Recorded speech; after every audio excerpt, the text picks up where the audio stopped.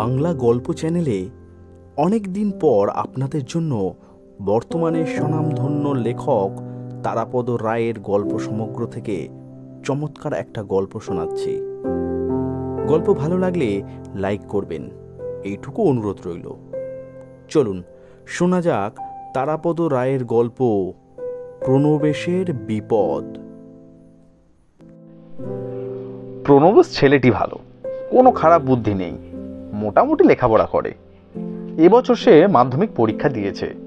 এই মাধ্যমিক পরীক্ষার সময়েই সে একটা ভারী বিপদে পড়েছিল। প্রণবেশ যে স্কুলে পড়ে সেটা বেশ নামকরা স্কুল। সেই স্কুলের ছেলেরা কড়া শাসনের মধ্যে লেখাপড়া শিখেছে, তাদের কিছুটা শৃঙ্খলাবোধ আছে। কিন্তু প্রণবেশদের যে সেন্টারে সিট পড়েছে সেখানে আর একটা রদ্দি স্কুলের সিট পড়েছে। বেশি বয়স, কেমন চুয়ারে গুন্ডা গুন্ডা চেহারার পরীক্ষার্থী সব। প্রথম দিন হলে পৌঁছাতে এসে প্রণবেশের মা তাকে উপদেশ দিয়ে গেছেন, এসব ছেলেদের থেকে দূরে থাকবি, একদম কথাবার্তা বলবি না। কিন্তু ইচ্ছে করলেই তো দূরে থাকা যায় না। একই ঘরে একই বেঞ্চিতে এই রকমের ছেলেদের সঙ্গে পাশাপাশি বসে পরীক্ষা দিতে হচ্ছে। প্রথম দুদিন কোনো রকমে কাটলো। অন্য স্কুলের ছেলেরা নিজেদের মধ্যে কথাবার্তা বলে, খাতা চালাচালি করে, এমনকি পকেট থেকে ছোট ছোট কাগজ বের করে তারা টোকাটুকি চালালো। দুদিনই এক বুড়ো ভদ্রলোক গার্ড ছিলেন, তাকে তারা পাত্তাই দিল না, বরং ধমকে বলল, যান দাদু, বাইরে যান। এরই মধ্যে প্রণবেশটা কোনো রকমে মাথা নিচু করে কোনো কিছুতে কান না দিয়ে নিজেদের সাধ্যমতো পরীক্ষা দিয়ে চলে গেল। বিপদ ঘটল তৃতীয় দিন পরীক্ষার ফার্স্ট হাফে। আজ সেই বুড়ো ভদ্রলোক গার্ড দিতে আসেননি, তার বদলে এসেছেন মালকোচা দিয়ে ধুতি পরা, কদম ছাঁট চুল, মারকুটে চেহারার এক মাঝবয়সী ভদ্রলোক। ভারী রেফারি যেমন শক্ত হাতে গোলমেলে খেলার রাস টেনে ধরেন, তেমনি এই মারকুটে ভদ্রলোক প্রথম থেকেই স্কুলের পরীক্ষার্থীদের তাদের অন্যায় কাজে বাধা দিতে লাগলেন। প্রথম 15 মিনিট ব্যাপারটা খুব আয়ত্তের মধ্যে ছিল না। তারপরে আস্তে আস্তে তিনি অবশিষ্ট ছেলেদের বাগ মানিয়ে ফেললেন। তবে সব ছেলে নয়, দু একটা ছেলে এরই মধ্যে যতটুকু পেরেছে টোকাটুকির চেষ্টা করে যাচ্ছে। এদেরই একজন ধরা পড়ল এই 2 ঘন্টার মাথায়। কদমছাট গার্ড ছেলেটির খাতা ছিনিয়ে নিয়ে তার খাতার নিচ থেকে বার করলেন নোটবুক থেকে ব্লেড দিয়ে কেটে আনা উত্তরের অংশ। জোর করে খাতা কেড়ে নিয়ে তাকে হিঁচিয়ে টেনে বের করে নিলেন গার্ড। ছেলেটি কিন্তু অনমনীয়। দরজা থেকে বেরোবার মুখে হাতের প্রশ্নপত্রটা কুচি কুচি করে ছিঁড়ে হাওয়ায় উড়ে দিল। হাতের কালির দোয়াতটা সিঁড়ির উপরে ছুঁড়ে ফেলে দিল। কাঁচের টুকরো আর কালি ছিটিয়ে পড়ল সারা সিঁড়িতে। তারপর ছেলেটি একটা খারাপ গালাগাল দিয়ে, ধুত্তেটি লেখাপড়া নিখুঁত করেছে বলে হন হন করে সেন্টার থেকে বেরিয়ে রাস্তায় গেল।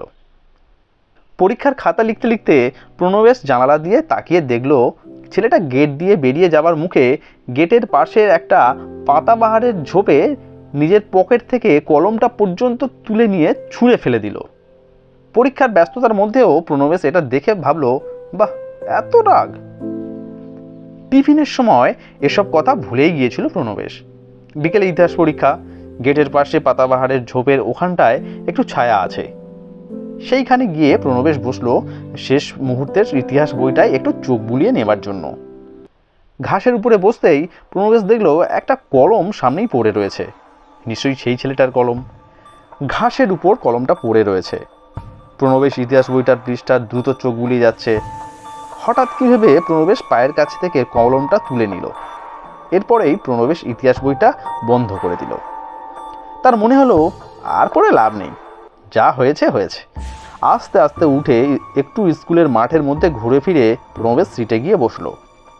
পরীক্ষা আরম্ভ হওয়ার 15 মিনিট আগের ঘন্টা পড়তে আগের দিনের সেই বুড়ো ভদ্রলোক খাতা হাতে এলেন। তাহলে ওবেলার সেই কদমছাট মারকুটে গার্ড আসছেন না। 5 মিনিট আগের ঘন্টা বাজলো। আরেকটু পরেই প্রশ্নপত্র বিলি হবে। অন্যদিন এই সময় আর সকলের মতো প্রণবেশ উঠে গিয়ে সামনের টেবিলটার উপরে বইটই রেখে আসে। আজ কিন্তু তার কেমন মনে হলো, থাকুক না বইটা কাছে, যদি হঠাৎ দরকার পড়ে পাতা খুলে দেখলেই হবে। বুড়ো গার্ড একটু একপাশে যেতেই প্রণবেশ ডেস্ক থেকে বইটা নামিয়ে বেঞ্চের উপরে নিজের কোলের কাছে রাখলো। প্রশ্নপত্র পেয়ে প্রণবেশ প্রথম দুটো প্রশ্ন চোখ বুলোতেই তার মনের মধ্যে অদম্য একটা ইচ্ছা এলো বইটা খুলে লিখতে। কিন্তু ব্যাপারটা সন্তর্পণে করতে হবে। পুরো গার্ড হয়তো ধরতে পারবে না, কিন্তু নিজের স্কুলের বন্ধুরা রয়েছে, তারা কি ভাববে, কি ধারণা করবে। প্রণবেশের মনের মধ্যে সুমতির আর কুমতির যুদ্ধ চলতে লাগলো। তারপর কুমতি জিতল। প্রণবেশ সিদ্ধান্ত নিল যে যা ভাবে ভাবুক, সে বই দেখেই লিখবে। লেখার জন্য পকেট থেকে কলম বার করতে গিয়ে সেই ছেলেটার কলমটা তার হাতে উঠে এলো। এই ছেলেটার স্কুলের বন্ধুরা এখানে আছে, তাদের কারো কাছে কলমটা দিয়ে দেবে, এই ভেবে প্রণবেশ কলমটা ডেস্কের একপাশে রাখলো। এবং কি আশ্চর্য, সঙ্গে সঙ্গে অর্থাৎ ওই ছেলেটার কলমটা দূরে রেখে দেওয়া মাত্র প্রণবেশের মনোভাব সম্পূর্ণ বদলে গেল। সে ভাবল, ছি, আমি কি করতে যাচ্ছিলাম, বই দেখে লিখতে যাচ্ছিলাম, যদি ধরা পড়ে যেতাম কি হতো। প্রণবেশ ঠিক করলো ভুলে গেছে। এই বলে বুড়ো গার্ডকে ডেকে বইটা হাতে তুলে দেয়।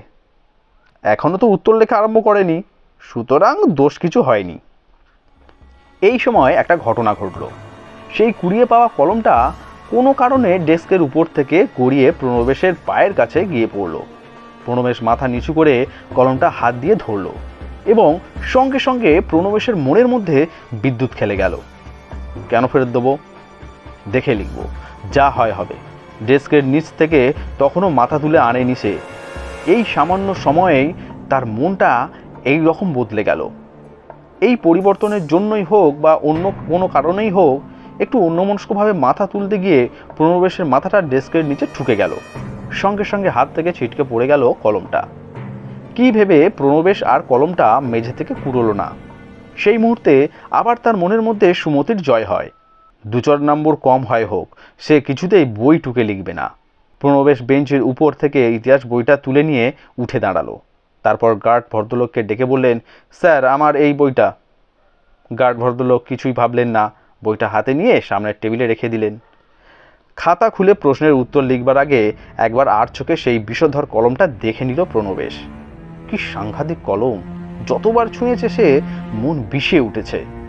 আর যাতে ছুঁতে না হয় এই ভেবে প্রণবেশ খানিকটা সরে বসলো।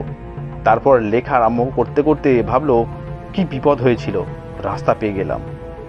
সেই সঙ্গে একথাও মনে হলো যে এই খারাপ কলমটা যে ছেলেটা ছুঁড়ে ফেলে দিয়েছে সেও হয়তো ভালো হয়ে গিয়েছে এর সংস্পর্শ থেকে সরে গিয়ে।